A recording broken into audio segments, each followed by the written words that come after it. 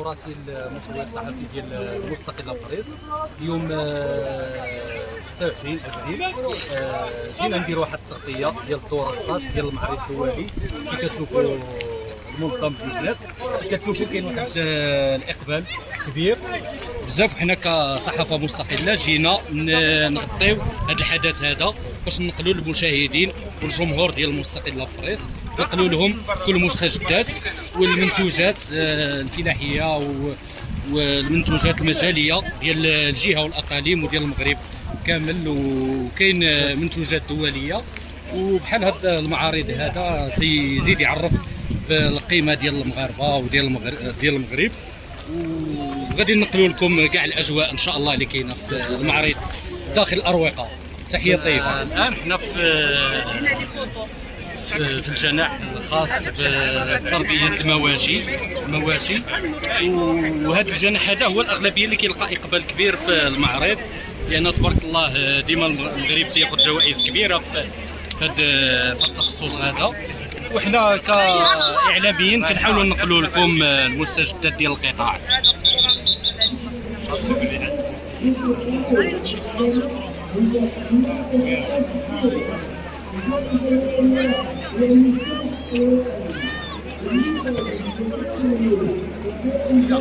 دابا كنتواجدوا في قطاع المواشي بالضبط في الطنطا. كيف كنلاحظوا هذا النوع هذا كيكون مشارك في كل العديد من الشركات والتعاونيات، تقريبا كيمثلوا من طنجه حتى للكويره، ومشاركه كثيفه. ولهذا غادي ناخذوا واحد الابتسامات ديال واحد السيده فاضله اللي غادي تعرف لنا الشوفه بالنظره ديال الناس الزائرين. السلام عليكم، تحيه لكم، تحيه شويه الصوت. المنظمين هذا المعرض في الدوره ديالو المستقبل ديال السادسه عشر. وهنا الحمد لله حنا كنشوفوا كما لاحظتي الخيرات ديال البلاد ديالنا، وكذا كان في رواق يعني تربيه الماشيه. الحمد لله على اللي ما لاحظت هنا يعني من خلال العرض ديال تبارك الله ديال سلوك الافكار كما كتشوفوا يعني مثل في عده جهات على المستوى الوطني.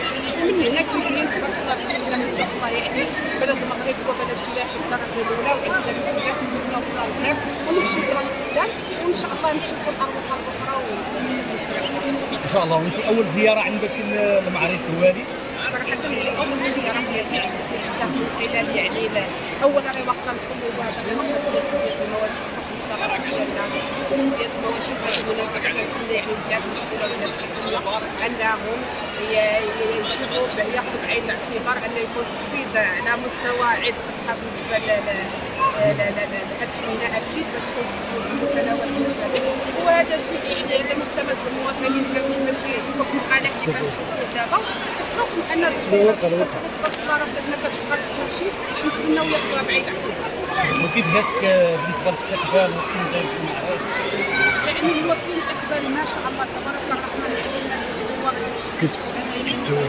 الدخول ديالي باش ندخلوا هذاك الشيء تبارك الله كاين اقبال تنظيميا. كنشوفوا الامنيه ديال المحكم من الناحيه الامنيه كنشوفوا كلشي متوفر، وهذا يعني دلاله فانما يدل على النجاح ديال هذا التنظيم ديال المعرض. وهذا ماشي سهل يعني عام على عام الانسان كياخذ تجربه اكثر، ودير هذه الدوره 16 يعني ماشي سهله. هنيئا لهم بهذا النجاح، نتمنوا لهم يكونوا معارض يعني وحده اخرى على الصعيد الوطني. علاش؟ باش نرفعوا الاقتصاد ديال كل مدينه، وهذه انا مفيدتي بالناس في هذا المعارض هذا. كاين منتوجات من غير هذه الابقار على ما شفنا حنايا يعني من غير هذا الرواق هذا من خلال وسائل الاعلام والاذاعه الوطنيه وداك الشيء. كاين منتوجات اللي هي زراعيه، كاين تعاونيات كل واحد باش كيعرف ديالو، وهذا في ذاته كيشجعنا حتى حنايا لما لا اننا حتى حنا نشجعوا النساء خاصه عده تعاونيات. وعلاش لا ما يستافدوش من هذه المعارض؟ علاش انا كنطلب وكنلتمس ان الجهات المعنيه تقدر هذا المعرض يكون بحاله. علاش على الصعيد الوطني كل مره كنديروا جهه وباش يستافد كلشي. شكرا. شكرا.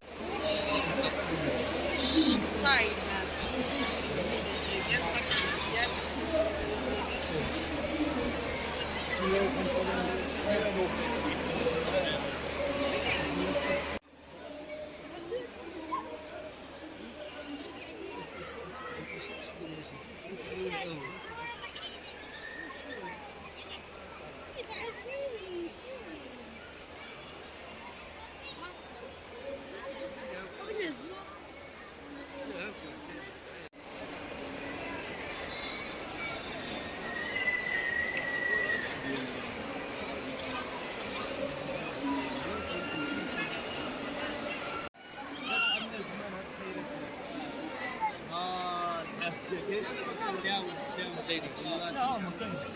هذه غير برودكسيون ديال الكليب، هذه غير برودكسيون ديال الكليب.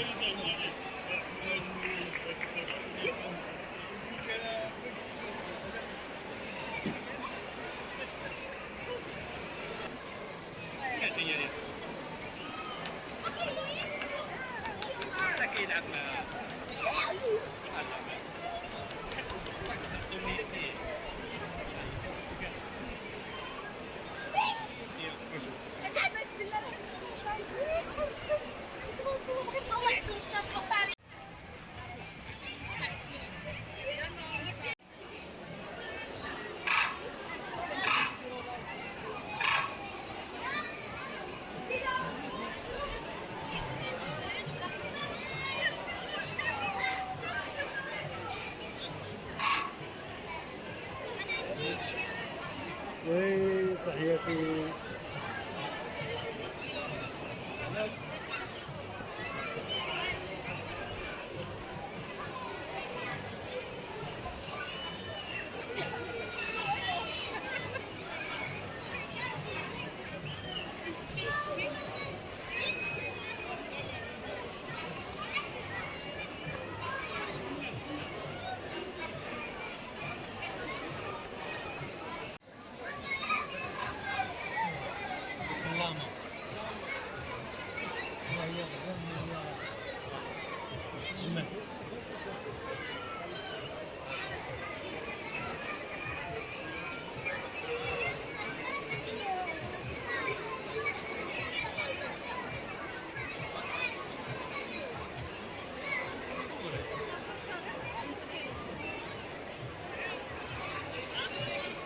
هذاك غادي ياكلو. يحيى يحيى